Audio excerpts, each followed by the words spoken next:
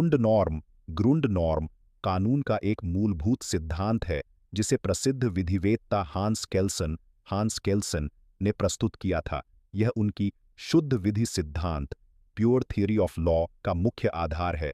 ग्रुंड norm का अर्थ ग्रुंड norm एक काल्पनिक, हाइपोथेटिकल और सर्वोच्च कानूनी मानदंड लीगल नॉर्म होता है जिससे किसी देश की संपूर्ण विधिक प्रणाली लीगल सिस्टम की अन्य सभी कानूनी नियमों नॉर्म्स की वैधता वैलिडिटी निकलती है। यह स्वयं किसी और नियम से उत्पन्न नहीं होता, इसे मान लिया जाता है ताकि बाकी कानूनों की वैधता को समझाया जा सके। मुख्य विशेषताएं। 1. काल्पनिक प्रकृति। ग्रुंड नॉर्म कोई लिखित कानून नहीं है, इसे मान्यताओं के आधार पर माना जाता है ताकि विधिक व्यवस्था को एक आधार मिल सके। 2.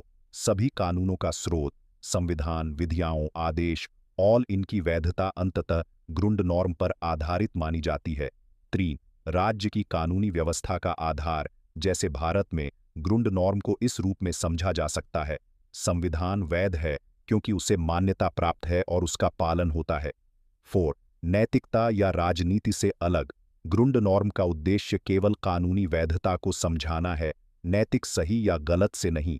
उदाहरण से समझें, मान लीजिए भारत में कोई कानून संसद बनाती है, उसकी वैधता संविधान से मिलती है, लेकिन संविधान की वैधता कहाँ से आती है? हांस केल्सन कहते हैं, क्योंकि लोग इसे मानते हैं और इसे अंतिम विधिक मानदंड माना जाता है। यही मान्यता ग्रुंड नॉर्म कहलाती है।